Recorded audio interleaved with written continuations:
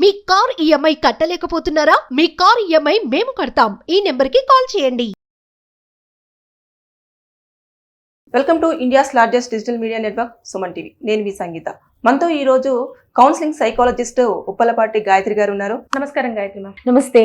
పిల్లలు ఎక్కువగా అంటే చిన్నప్పటి నుంచి పెరుగుతున్నప్పుడైనా వాళ్ళను ఒక దారిలో పెంచుతున్నప్పుడైనా తల్లిదండ్రులను చూసి నేర్చుకుంటారా లేదంటే తల్లిదండ్రులు చెప్పడం ద్వారా నేర్చుకుంటారా? ఎక్కువ శాతం అయితే చూసి నేర్చుకుంటారండి. అంటే తల్లిదండ్రులు ఏదైతే చేస్తూ ఉంటారో అదే వాళ్ళు ఇమిటేట్ చేసి ఫాలో అవుతారు. సో ఎక్కువ శాతం మనం ఏది చేస్తామో అదే చూసి నేర్చుకుంటారు. అది బిహేవియర్ అన్నా సరే, ఇమోషన్స్ అన్నా సరే, అంటే మనం ఎలా అయితే భావాలు వ్యక్తపరుస్తామో వాళ్ళు కూడా అదే చూసి నేర్చుకుంటారు. అయితే మనం ఇక్కడ గుర్తుంచుకోవాల్సింది ఏంటంటే, చాలా సార్లు తల్లిదండ్రులుగా మనం వాళ్ళని పెంచుతున్నప్పుడు మన బిహేవియర్ని మనం గమనించుకోము, వాళ్ళ బిహేవియర్ని ఎక్కువ గమనిస్తాం. వాళ్ళు ఏం చేస్తారు అంటే మన బిహేవియర్ని వాళ్ళు గమనిస్తారు. ఇక్కడ ఒక ఉదాహరణ చెప్పాలి అంటే, నా దగ్గరకు వచ్చిన ఒక 16-year-old అమ్మాయి, తను ఫస్ట్ ఏం చెప్పింది అంటే, నాకు కౌన్సిలింగ్ అసలు రావాలని అనిపించలేదు, ఎందుకంటే ఆల్రెడీ ఇంట్లో నా తప్పులు ఏంటి, నేను ఏమేం తప్పులు చేస్తున్నాను అన్నది ఆల్రెడీ నాకు నా పేరెంట్స్ చెప్తున్నారు.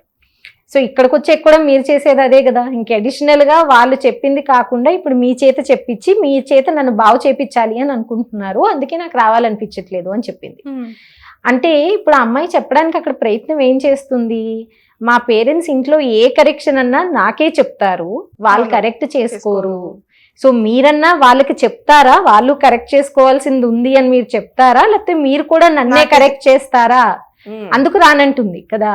సో ఇక్కడ పేరెంట్స్ ముందుగానే అది గ్రహించారనుకోండి, ఆటోమేటిక్ గా మేమేం కరెక్ట్ చేసుకోవాలి అన్నది ఈ అమ్మాయిని అడుగుతారు.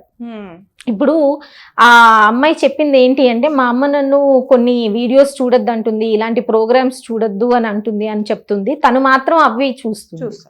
సో కామన్ రూల్ అగైన్ కదా, తనకి పనికొచ్చేది నాకెలా పనికి రాకుండా పోతుంది కదా, అలాగే నాకు పనికిరానిది తనకు కూడా పనికి రాకూడదు, అవునా? సో అక్కడ తను కంట్రోల్ చేసుకొని ఉండుంటే నేను కూడా తన మాట వింటాను, అవునా? సో ఇక్కడ పేరెంట్స్ గా వాళ్ళకి ఏమనిపిస్తుంది అంటే, తన మంచి కోసమే కదండి మేము చెప్తాము, వాళ్ళ మంచి కోసమే కదా చెప్తాము, వాళ్ళు వినకపోతే ఎలాగా అంటారు. సో వాళ్ళు వినట్లేదు అంటే, పిల్లలు మీ మాట ఫస్ట్ వినట్లేదు అంటే మీరు వాళ్ళని కూర్చొని అడగాల్సిన పరిస్థితి వచ్చింది అని అర్థం. ఎందుకు వినట్లేదు, ఏం జరుగుతుంది, ఎలా చెప్తే వింటారు, వారు మాలో ఏం ప్రాబ్లం ఉంది. సో చక్కగా చెప్తారండి, మీరు వినాలే గానీ మొత్తం ఫీడ్బ్యాక్ అంతా ఇస్తారు వాళ్ళు. అయితే మనం ఫీడ్బ్యాక్ వాదించకుండా తీసుకోవాలి. చాలా సార్లు మనం ఏం చేస్తామంటే వాదించేస్తాం, మీ మంచి కోసమే చేస్తున్నాం, ఆ మాత్రం చెప్పలేమా, పెద్దవాళ్ళం చెప్పచ్చు కదా. ఎప్పుడైతే మీరు పిల్లలు ఫీడ్బ్యాక్ వాదించకుండా తీసుకుంటారో వాళ్ళకి మీ మీద గౌరవం పెరుగుతుంది. గౌరవం ఉన్న చోటే మీ మాట వింటారు. మీ మాట వినట్లేదు అంటే అక్కడ గౌరవం ఎందుకో లోపించింది అని అర్థం, గౌరవం పోయింది అని అర్థం. సో మీరు అప్పటికైనా, లేట్ అవ్వలేదు, అప్పటికన్నా సరే మీరు ఫీడ్బ్యాక్ వాళ్ళ దగ్గర నుంచి కరెక్ట్గా తీసుకొని వాదించకుండా మీలో వాళ్ళు సూచించిన మార్పులు తెచ్చుకుంటే వాళ్ళు ఫస్ట్ అలర్ట్ అవుతారు పిల్లలు. అమ్మో వీళ్ళకి పాయింట్అవుట్ చేస్తే వీళ్ళు వెంటనే మార్చేసుకుంటున్నారు, చాలా ఫాస్ట్గా ఉంది చేంజ్ అన్నది వాళ్ళు నోటీస్ చేస్తారు. ఆటోమేటిక్గా వాళ్ళ మీద కూడా ప్రెషర్ పెరుగుతుంది, నేను మారాలిగా, మరి నన్ను పాయింట్అవుట్ చేసినప్పుడు నేను మారాలిగా, వాళ్ళు మార్పు చూపిస్తున్నారుగా. సో మీరు ప్రెషర్ పెట్టాల్సిన అవసరం లేదు, వాళ్ళ మీద మీ బిహేవియరే ప్రెషర్ పెడుతుంది. సో ఆటోమేటిక్ గా మీ మీద ఉన్న గౌరవంతో మారుతారు. సో పిల్లలకి పేరెంట్స్ కి మధ్యన ఆ గౌరవం అన్నది చాలా అవసరం అండి, అది పరస్పరం కూడా. మీరు పిల్లలకి ఇవ్వాల్సి ఉంటుంది, పిల్లలు మీకు ఇచ్చేలాగా మీరు ప్రవర్తించాల్సి ఉంటుంది. So it's needed, much needed. ఏదైనా సరే అంటే చూసి నేర్చుకోవడం అంటే విజువలైజేషన్ అనేది చాలా కళ్ళకి యాప్ట్ అయిపోతుంది, బ్రెయిన్ కి కూడా తొందరగా రిసీవింగ్ అవుతుంది. ఖచ్చితంగా ఇంకొక ఎగ్జాంపుల్ చెప్పొచ్చండి ఇక్కడ. ఇప్పుడు సాధారణంగా ఇది ఏ ఏజ్ కన్నా వర్తిస్తుంది, బట్ ఐఎమ్ గివింగ్ చిన్నపిల్లల ఎగ్జాంపుల్ ఇస్తున్నాను. ఇప్పుడు మీరు ఒక 8 years 9 years బాబుకి మీరు మిల్క్ గ్లాస్ తో ఇచ్చారు. ఆయనకి ఒక హ్యాబిట్ ఉంది, తాగుతున్నప్పుడల్లా వంపకుండా తాగరు, ఆయన ఎక్కడో దగ్గర వంపేస్తుంటారు, హాఫ్ గ్లాస్ వంపేస్తుంటారు. సో తల్లిగా మీరు చెప్పి విసిగిపోయి ఇంకేం చేస్తారు, ఇస్తున్న ప్రతిసారి వంపకుండా తాగు అని భయపెడతారు. వంపితే ఏమవుతుంది, ఫట్టమని కొడేస్తాం, ఒకటో రెండో పడతాయి. ఇక్కడ ఏమవుతుందంటే మీరు వంపడం వల్ల మీ రియాక్షన్స్ మాత్రమే వాళ్ళ మైండ్ లోకి వెళ్తాయి. కానీ అసలు అమ్మ ఎందుకు వంపొద్దంటుంది అన్నది అర్థం కాదు కదా.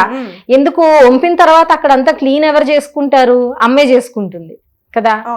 ఆ పాలు పోయినవి మళ్ళీ దాని తాలూకా ఎంత ఖర్చు అయింది ఏంటి అవన్నీ ఎవరికి తెలుసు, అమ్మకే తెలుసు. సో అదే మనం రివర్స్ చేసాం అనుకోండి టెక్నిక్, ఇక్కడ మనం తిట్టట్లేదు, ఏం చెయ్యట్లేదు, వాడికి ఒక చిన్న గిన్నెలో నీళ్ళు తెచ్చుకొని ఆడనే తుడమన్నాం అక్కడ ఉంపిన దగ్గర, ఎన్నిసార్లు వంపితే నువ్వే తుడుచుకో, అది నీట్ గా ఉన్నంత వరకు మనం తుడమనే చెప్తున్నాం. ముందు ఎలా ఉండేది గచ్చు, అప్పటి వరకు తుడు అని చెప్తున్నాం. ఒంటి కష్టం వస్తుంది, అలుస్తుంది, సో వాడికి తెలుస్తుంది, ఓహో అమ్మకి ఇంత ఎఫర్ట్ పడుతుందా, ఇంత క్లీన్ చేయడానికి పడుతుందా, నేను వంపితే అన్నది వాడికి అర్థం అవుతుంది. నెక్స్ట్ టైం వంపే ముందు వాడు బుర్ర ఇండికేటర్ ఇస్తుంది, వాడే జాగ్రత్తగా పట్టుకుంటాడు, ఎందుకంటే ఎందుకురా బాబా అవన్నీ ఫస్ట్ తాగేయని. లేదా డైరెక్ట్ గా సింక్ దగ్గరకో ఎక్కడికో వెళ్ళి వాడే తాగేస్తాడు, ఇక్కడ పడినా పర్వాలేదు కదా. సో మనం ఫస్ట్ వాళ్ళని మనం కరెక్ట్ చేసే కంట వాళ్ళకి ఎలా అయితే అది తప్పు అన్నది తెలుస్తుంది, ఆ అవగాహన ఇవ్వడం నాకు తల్లిదండ్రులుగా నాకు ఇంపార్టెంట్ అన్న దాని మీద మన దృష్టి ఉన్నప్పుడు వాళ్ళకే చెప్తాం. అలాగే అదే బాబుకి ఒక 30 రూపీస్ ఇచ్చి పాల ప్యాకెట్ తీసుకురా అని చెప్పాం అనుకోండి, తీసుకెళ్ళాం, వాడి చేతి డబ్బులు ఇప్పించాం, ఓ ప్యాకెట్ వచ్చింది 30 రూపీస్ కి, వాడికి దాని వాల్యూ తెలుస్తుంది, ఓహో ఇంత కాస్టా అని. ఇంకొంచెం పెద్ద పిల్లలు అనుకోండి, వాళ్ళ పాకెట్ మనీలోంచి ఆ 30 రూపీస్ కట్ చేసి నువ్వు వంపావు కదరా వెళ్ళి తీసుకురా అని చెప్తాం, కట్ అవుతుంది జేబులోంచి, అనవసరంగా పోయింది 30 రూపీస్ కదా. సో ఎప్పుడైతే మనం ఇవి నేర్పిస్తామో ఆటోమేటిక్ గా వాళ్ళకి సింక్ అవుతుంది. ఎప్పుడైతే మనం కొట్టేస్తామో మన మీద భయం పెరుగుతుంది, మనం రియాక్ట్ అవుతాము, అమ్మకి నాన్నకి ప్రతిదానికి రియాక్ట్ అవుతారు, చిరాకు పడతారు, తిట్టేస్తారు, ఇవి మాత్రమే వస్తాయి పిల్లల దగ్గర నుంచి. కానీ వాళ్ళ వలన వీళ్ళు ఎలా బాధపడుతున్నారు అన్నది వాళ్ళకి అర్థం అవ్వదు, మనం అది చెప్పినా వాళ్ళకి అర్థం అవ్వదు. అందుకే తెలిసేలాగా ఇవి చేయిస్తే, ఒంటి కష్టం చేయించడం, మనీ వాల్యూ ఫర్ మనీ చూపించడం, ఇవి ఎప్పుడైతే చూపిస్తామో వాళ్ళకి అర్థం అవుతుంది. అది లవ్వబుల్ గా చూపించాలి, అంటే చాలా ప్రేమగా, అంటే తప్పించి కొట్టడం కానీ అరవడం కానివ్వండి, విసుక్కోవడం కానివ్వండి వర్కౌట్ అవ్వదు. అయితే ఇక్కడ ఒక మిత్ వస్తుందండి, ఇప్పుడు తల్లిదండ్రులు కూడా హ్యూమన్సే కదా. ఇప్పుడు మనం ఏమైనా టైనీ బుద్ధలు మనం అన్ని ప్రశాంతంగా బుద్ధ పరమాత్ములు అయితే చెప్పలేము. ఎందుకంటే పేరెంటింగ్ ఒక్క రోల్ కాదు కదా, ఇప్పుడు ప్యారలల్ గా బోల్డని రోల్స్ అవుతూ ఉంటాయి కదా. సో అన్ని వేళలా ప్రశాంతంగా మనం చెప్పడానికి అవ్వదు, అది రియాలిటీ కూడా కాదు. పేరెంట్స్ మీద ప్రెషర్ కూడా ఉండకూడదు. సో ఒక్కొక్కసారి దెబ్బ పడినా చిరాకు పడినా మీరు తిరిగి రియలైజ్ అవుతారు కదా, అది అయిపోయిన తర్వాత అయ్యో నేను కొట్టకుండా ఉండాల్సింది అనిపిస్తుంది. ఎస్పెషలీ చాలా మంది తల్లులకు ఆ గిల్ట్ ఉంటుంది, అరే కొట్టేశాను కొట్టకుండా ఉండాల్సింది అని. వెళ్ళి ఐఎమ్ సారీ అని చెప్పడంలో తప్పు లేదు. నేను ఏది చెప్దాం అనుకున్నానో అది కరెక్ట్, కానీ చెప్పిన విధానం తప్పు, నేను కొట్టకుండా చెప్పు ఉండాల్సింది, నేను హర్ట్ చేసినందుకు ఐఎమ్ సారీ.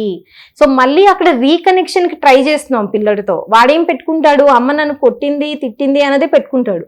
సో మళ్ళీ రీకనెక్షన్ కి ట్రై చేయడం వలన నేను నిన్ను కొట్టకుండా చెప్పుండాల్సింది, ఇది నా మనసులో బాధ అని చెప్తే ఇంకా బెటర్ గా అర్థం చేసుకుంటారు.